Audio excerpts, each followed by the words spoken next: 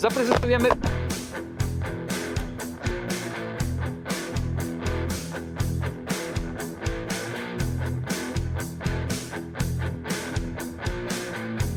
Witam wszystkich, z tej strony Ulat. Jest dzisiaj sobota, jestem po pracy, ale jest jeszcze na tyle jasno, że możemy sobie pojechać coś ponagrywać, więc wybraliśmy się dzisiaj ze Skrzatem, który tutaj mi dzisiaj pomaga, będzie robił zdjęcia do miniaturek, bo pewnie jak wiecie, to on mi przygotowuje większość miniatur, jak nie wszystkie w tej chwili, jak nie zapomni i nie zaśpi i w ogóle, a ja mu nie przypomnę, bo i tak się zdarza.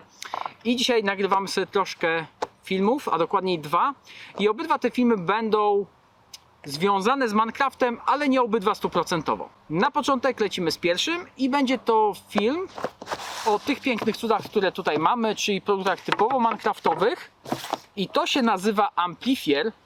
Chyba tak powinny. No. I są to amplifiery, tak zwany Mjolnir seria. My po polsku mówimy na to podgłaśniacze, albo nie wiem jak to ma to jakąś jeszcze polską nazwę, szczerze nie wiem. Zgłaśniacz, podgłaśniacz. Ogólnie są to urządzenia, które mają zastąpić nam urządzenie wylotowe i mają nie tyle może wyciszyć jak tradycyjny tłumik, ale mają nam zmienić barwę dźwięku, jaki wydaje nam replika przy strzale. I będziemy dzisiaj tak, zaprezentujemy, pokażemy jak wyglądają, bo dostaliśmy kilka kolorów, żeby ładnie pokazać jak co wygląda, i zrobimy taki teścik. Użyjemy ich w konfiguracji z zatyczką, bo w zestawie jest jeszcze dodatkowa zatyczka. Użyjemy ich w zestawie bez zatyczki i nagramy w porównaniu z dźwiękami na, powiedzmy, standardowym tłumiku płomienia, czy nawet tłumiku. Bo wzięliśmy ze sobą kilka replik i dla każdej tej repliki będziemy robić oddzielny test, żeby Wam pokazać, jak zmienia się dźwięk z tym urządzeniem w obydwu konfiguracjach, a jak replika brzmi sama sobie. Ja wiem, że ten test nie będzie może jakiś super porównawczy, piękny, bo po prostu będziecie musieli to wszystko brać na słuch. Problem jest taki sam jak ten, który spotkaliśmy w momencie, kiedy nagrywaliśmy film o wyciszeniu mojej eserki. Notabene eserka też dzisiaj będzie testowana z tymi urządzeniami, bo tam mieliśmy taki problem, że na początku chciałem użyć decybelomierza. Użyłem go takiej aplikacji po prostu w telefonie, żeby sprawdzić, na ile faktycznie wyciszona jest ta replika względem przed i po. Problem polegał na tym, że w telefonie wyniki były praktycznie identyczne, a różnica była na poziomie błędu pomiarowego. Dlatego uznałem, że nie będę tych danych publikował i tak dalej, bo moim zdaniem są niemiarodajne. I więcej dawało tak naprawdę to, co słyszeliśmy gołym uchem. Na filmie też tego za dobrze nie było, ale jakoś tam się dało coś wysłuchać. Ale na decybelomierzu w ogóle nie było żadnej różnicy, praktycznie, którą mógłbym Wam zaprezentować. Dlatego od razu się tłumaczę trochę z tego, dlaczego wtedy tam nie było. I dzisiaj będziemy niestety robić tą samą metodą co wtedy, więc po prostu postaramy się nagrać dźwięk, żebyście go słyszeli w każdej konfiguracji, na różnych replikach, żebyście mieli jakiś pogląd, co faktycznie te urządzenka zmieniają poza wyglądem. Bo tak naprawdę wygląd jest tutaj bardzo ważny. I teraz weźmiemy się właśnie za te zabaweczki. Dostaliśmy w 4 kolorach i zaraz te kolorki wszystkie wypakujemy i Wam pokażemy. Pierwszy jest czarny. Nie wiem, błagam. Mamy ładny nadruk, zwykły czarny, matowy, to jest anoda. I tak jak mówiłem, w zestawie poza samym urządzeniem dostajemy jeszcze taką wkładeczkę. Ona jest, taka wkładeczka, ona jest na o-ringach i na tych o-ringach trzyma się wewnątrz końcówki. Ja potem jak będziemy testować to pokażę, albo może od razu pokażę, bo to po prostu wciskamy sobie tutaj w otwór i w ten sposób zasłaniamy częściowo wylot lufy i podobno to też dość mocno zmienia dźwięk względem... Poleciały. I ta końcóweczka podobno ma powodować, że ten podgłaśniacz przestaje podgłaśniać, a wręcz troszkę wycisza. Więc to też sprawdzimy, bo może to będzie coś, co założę na koniec eserki, żeby ją troszeczkę wyciszyć, bo nie ukrywam, że ten tłumik, który aktualnie używam, powoduje, że eserka jest tak pieruńsko długa, że na Aegisie, jak miałem ją zawieszoną tutaj pionowo na klatce piersiowej, na zawieszeniu, to praktycznie dotykała ziemi. I to był duży problem. No może ja nie jestem bardzo wysoki, ale niski też nie, więc tak być raczej nie powinno. Więc tak wygląda czarny. Lecimy z drugim kolorkiem i teoretycznie to jest opisane w Minecrafcie jako szary. I to jest taki, bym powiedział, kolor bardziej tytan. On wręcz na niektórych zdjęciach, jak robiliśmy, i obstawiam, że może też na filmie, wyglądać lekko fioletowo. ale teoretycznie to jest szary. Ten kolor jest bardzo zbliżony do tego koloru, który mam body swojego krajtaczka DSG. Notabene na nim też będziemy to testować. I to jest drugi. Tu będziemy je stawiać. I też oczywiście do niego mamy zatyczkę.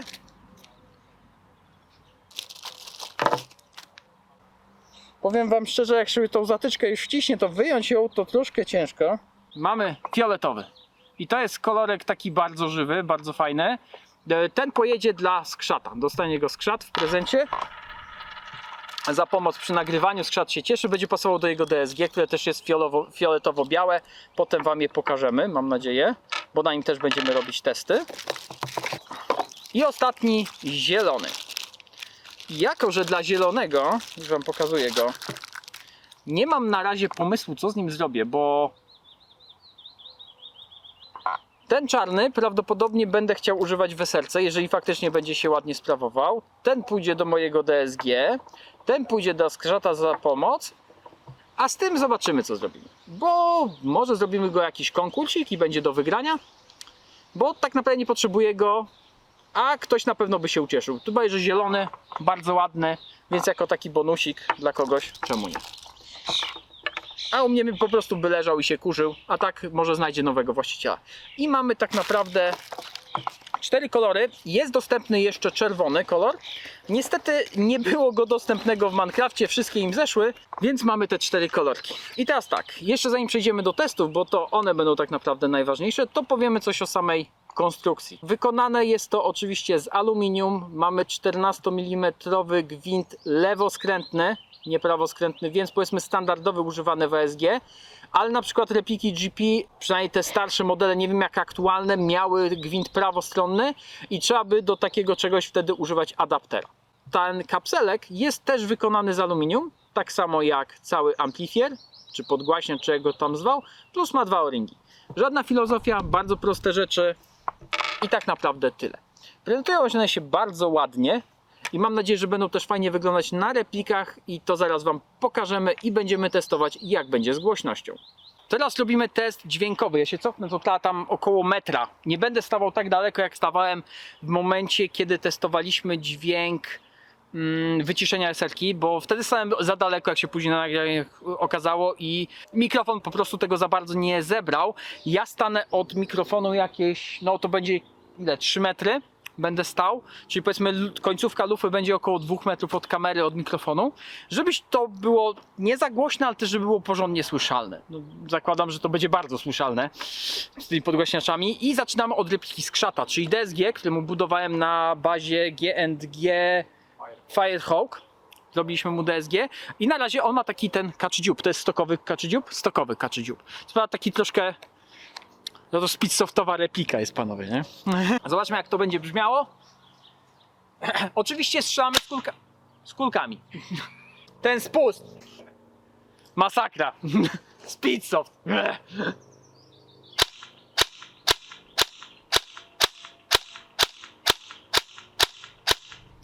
Z kaczym działem. Zmieniamy teraz na podgłaśniacz. Właśnie wydawało mi się, że nie. Dzisiaj będziemy dużo kręcić. Dobra, mamy amplifier. Na razie bez wypełnienia, po prostu czysty. Co wam się na tą samą odległość? Fajniejszy dźwięk. Fajniejszy. Taki głośniejszy, fajniejszy. To kada działa, działa. Dobra, to teraz daj zaślepkę. Wkładamy zaślepkę. Nie wiem, jak ją potem wyjmiesz. Zlicowana. Zobaczmy.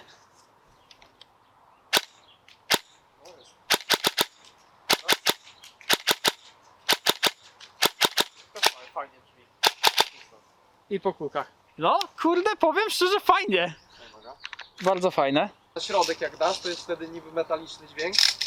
A to jeszcze głębokość wciśnięcia? Tak, no. Jak go dasz na środek głębokości, to ponoć jest taki bardziej metaliczny dźwięk. Czyli tym jeszcze możesz regulować głębokością osadzenia tego elementu.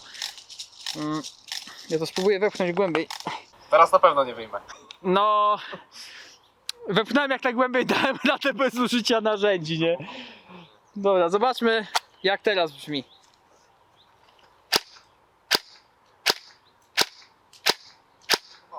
Podobnie. Nic się nie zmieniło za bardzo.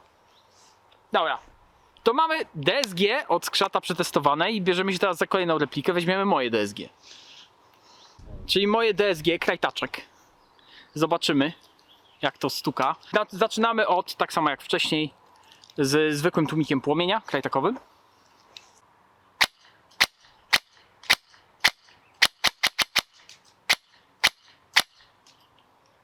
Demontujemy tłumik i zakładamy teraz, założymy ten szary, żeby się ładnie, no faktycznie komponuje się z tą repliką. O kurde, dzisiaj się nakręca autentycznie. Mjolnir założony, szary.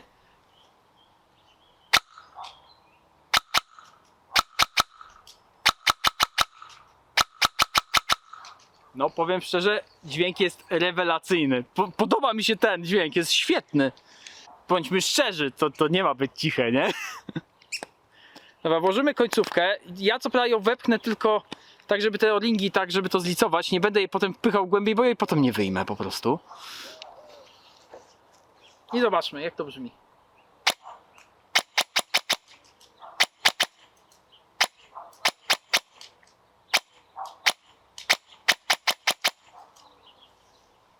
Brzmi bardzo fajnie, powiem szczerze, co prawda chyba bardziej mi się podoba dźwięk bez tej wkładki, przynajmniej w DSG, ale moim zdaniem bomba. Jakbyś jeszcze przygotował tego APS-a może, bo on ma, to nie jest DSG, a jest też nie DMR-ką, więc coś takiego pośredniego.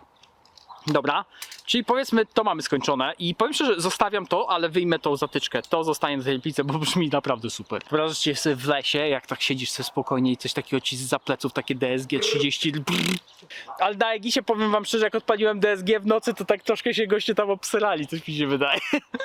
To teraz coś większego.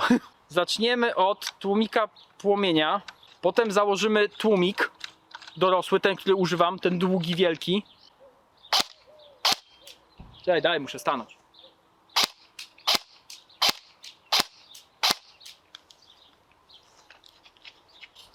Więc to nie jest bardzo cichy tłumik, bądźmy szczerzy, ale i tak swoje robi robotę. To przy okazji możecie usłyszeć, jak teraz brzmi serka.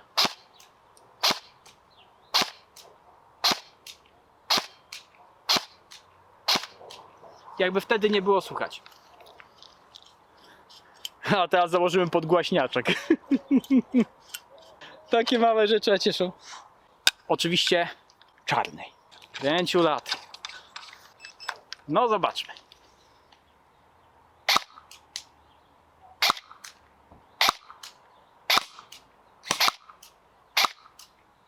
Słyszysz to?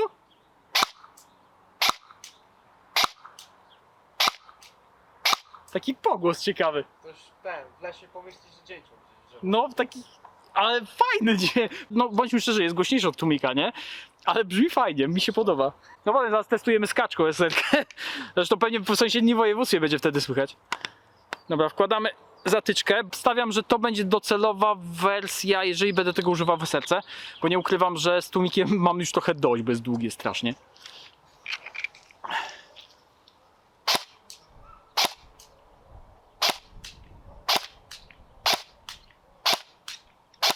Ty kurde, nie wiem, czy to nie brzmi tak samo jak tłumik.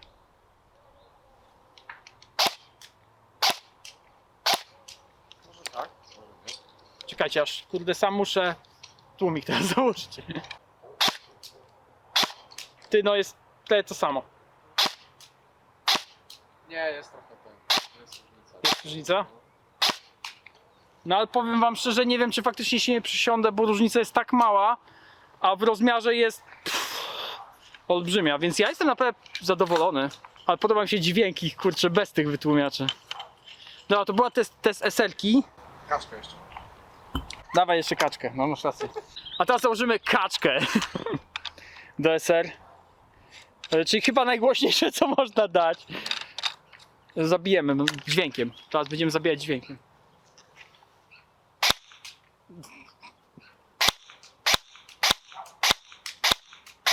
No głośne w opór. Nie, to nie dla mnie.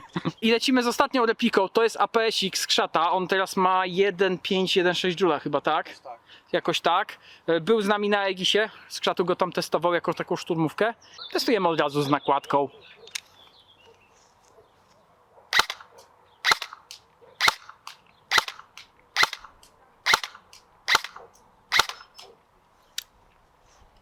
Zakładamy taką z wsuniętym do połowy. Bo skrzatu dobił go tam, prawie że i dał radę. Nie wiem jak go stamtąd wyjmie. Mnie ręce bolą od kręcenia. Różowe też do czerwonego. Szkoda, że nie dostaliśmy czerwonego. Ja poproszę. No, panowie, no skrzatowi by pasował czerwony.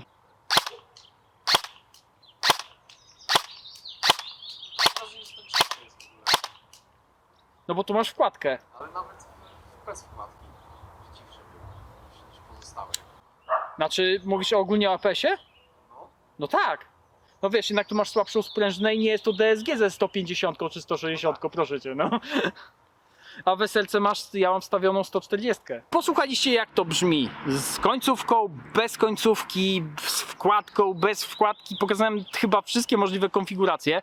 Samego testu będzie chyba z 15 minut albo lepiej 14 na razie nagraliśmy. Coś tam poucinamy, więc pewnie będzie trochę krócej. Ale powiem wam szczerze, ja jestem naprawdę dziko zadowolony jak to brzmi. W DSG zostawiam to obowiązkowo i zostawiam to w tej wersji bez tej zatyczki. Będę musiał jakoś wyjąć, nie wiem jak, ale jakoś ją usunę, bo naprawdę bez niej brzmi rewelacyjnie. DSG jako tako.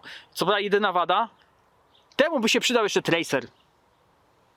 A nie ukrywam, że ja do DSG bardzo często używam tracera, bo DSG używam albo w nocy, albo używam go na przykład na C-kubie czy coś i wtedy tracer jest spoko.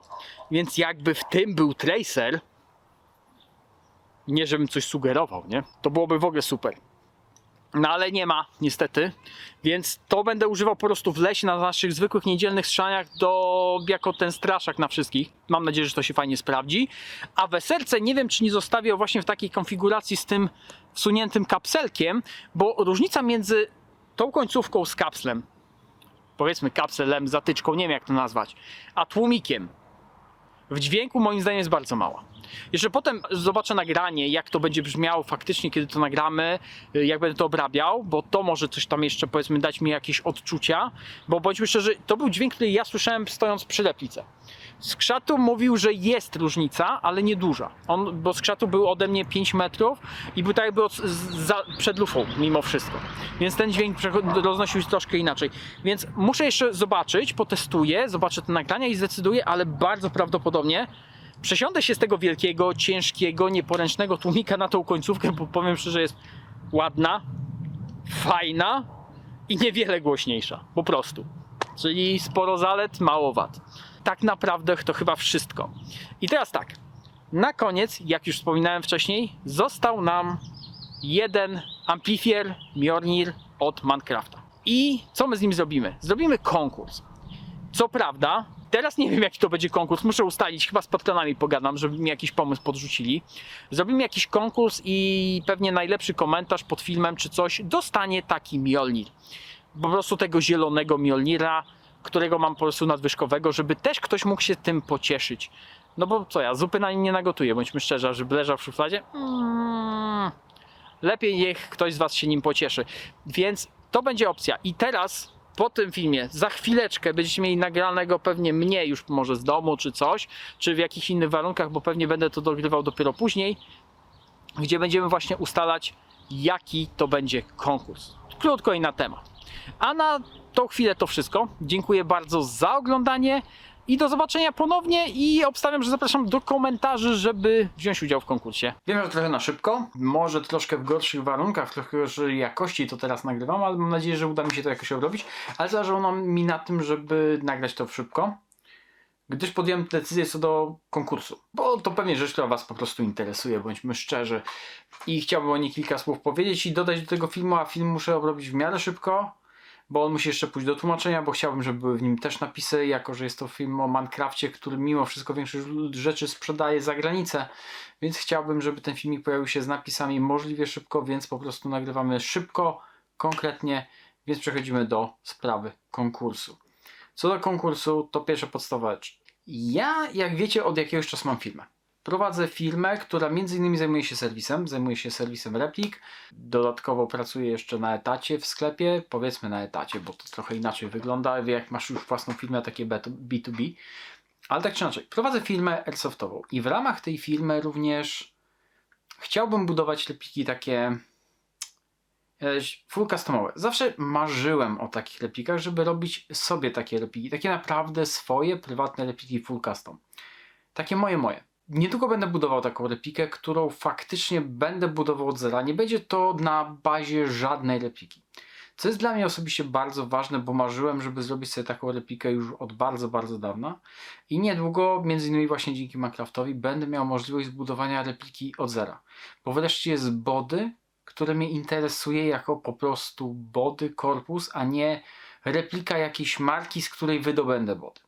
Nie ukrywam, że czekam na to bardzo długo. Pojawił się taki pomysł. Zresztą ekipa, która jest często na streamach, w której uczy taka grupa też serwisantów, ASG Tech, którą serdecznie pozdrawiam. Nie powiem dalej. Namawiam je, żeby zrobić coś takiego, żeby stworzyć coś w rodzaju własnej marki, jeżeli chodzi o repliki customowe. Żeby na przykład móc na Magwellu pierdyknąć jakiś znaczek. Taki mój znaczek, moich replik, które ja będę budował. Prawdopodobnie to będą repliki, tylko które będę budował na swoje życzenie. Nie wydaje mi się, aby to się przyjęło do tego stopnia, że te repliki będzie ktoś, powiedzmy, chciał kupić replikę z tym znaczkiem, ale chciałbym, żeby moje repliki były jakoś obrandowane mną w jakiś tam sposób. I tu pojawia się miejsce na konkurs. Ja stworzyłem logo. Znaczy, moja dziewczyna mi stworzyła logo.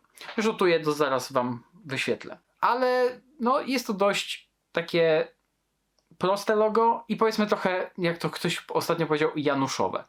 No bo bądźmy szczerzy, trochę komuną wieje, bo wszyscy serwisanci się nazywają Tech i tak dalej, i tak dalej. Wszyscy serwisanci mają w logach zębatki i tak dalej, i tak dalej. I uznam, że może to jest myśl, żeby rozważyć tę opcję, żeby zastanowić się, czy nie chciałbym jakiejś innej marki, czy nie chciałbym jakiegoś innego hasła, innego loga. I tu pojawia się miejsce dla was. W tym momencie, jeżeli ktoś w komentarzu napisze hashtag konkurs, do tego doda nazwę marki. Jakąś wymyśloną. Błagam, chciałbym, żeby ta marka nie istniała. Ewentualnie opcja druga, doda do tego na przykład link do jakiejś grafiki z jakimś logiem. Bo może ktoś jest grafikiem, może ktoś umie zrobić logo, może ktoś umie coś takiego przykładać, bo ja nie umiem. Ja jestem w tych rzeczach, bądźmy szczerzy, tępy. Zresztą widzicie po obróbce filmów. Okej, jest pewien progres, ale ja nie jestem mistrzem obróbki, mistrzem robienia zdjęć i tak dalej, i tak dalej. Więc po prostu na to zwracam uwagę. Jeżeli ktoś chce wziąć udział w konkursie, to tak jak mówię, w komentarzu piszemy hashtag konkurs i dodajemy w cudzysłowiu chociaż nazwę marki. Bo to ma być marka, moja prywatna marka. Ja mam oczywiście swoją firmę, ale to ma być marka, którą będę brandował, powiedzmy, repliki swoje prywatne, które będę sobie budował. Jeżeli ma ktoś taką chęć, możliwość, umiejętności, to może też zrobić do tego logo. Co do wyboru loga czy nazwy, to prawdopodobnie będę to robił ja. Już osobiście ja wybiorę po prostu coś, co mi się najbardziej podoba. Nie będę się sugerował, że ktoś zrobił logo, ktoś nie zrobił logo. Bardziej mi zależy na nazwie. Logo, w razie czego, jak już będę miał nazwę, to coś się ogarnie na tej zasadzie. A jak będzie logo jeszcze do tego i mi się ono spodoba, to też jak najbardziej. I wtedy, jak już będziemy mieli tych komentarzy kilka, obstawiam, że to zajmie gdzieś tam z 2 tygodnie, będą te jakieś tam komentarze napływać. Ja wtedy po prostu wybiorę to, co mi się najbardziej podoba. Nie ukrywajmy, bądźmy szczerzy. I poproszę o kontakt osobę, która to przygotowała. Ja tej osobie oczywiście wyślę tego Mjolnira, którego tutaj mieliśmy, tego zielonego w ramach nagrody. I plus dodatkowo porozmawiamy, jakby ewentualnie prawnie mogło wyglądać sprawa, że ja bym od niego kupił ten projekt, na przykład grafiki, czy nazwę, czy cokolwiek. Bo bądźmy szczerzy, on będzie tego twórcą. Jego twórczość, jego grafika i tak dalej. Ja to chciałbym, jeżeli to będzie grafik, który robi, powiedzmy, takie rzeczy na zlecenie, to ja bym chciał za to zapłacić. Jeżeli to będzie fajny projekt, mi się on spodoba, czy fajne logo, to poza tym tłumikiem ja jeszcze chciałbym mieć prawa do tego loga, więc chciałbym za nie po prostu zapłacić. I tyle, naprawdę tyle. Więc zapraszam do komentarzy. Jeżeli masz fajny pomysł na nazwę marki Replik, bo to ma być nazwa marki Replik dla mnie, której ja będę sobie budował, do tego może, a niekoniecznie, masz talent i czy umiejętności, czy cokolwiek i robisz jakieś loga, czy cokolwiek, to też serdecznie zapraszam. I zapraszam do komentarzy. Jeżeli będzie problem z dodawaniem do komentarzy linków, no bo może tak być, bądźmy szczerzy, to ewentualnie po prostu zapraszam na Ulat Airsoft Player i tam możecie mi też dosyłać jako do komentarza z YouTube'a, dosyłać grafikę loga, czy czegoś takiego. żebym miał powiedzmy tę drugą część tego projektu. I oczywiście jak wybierzemy, nagramy filmik, pokażemy to ludziom i tak naprawdę tyle. Więc co? Serdecznie zapraszam. I na dzisiaj to wszystko i do zobaczenia ponownie.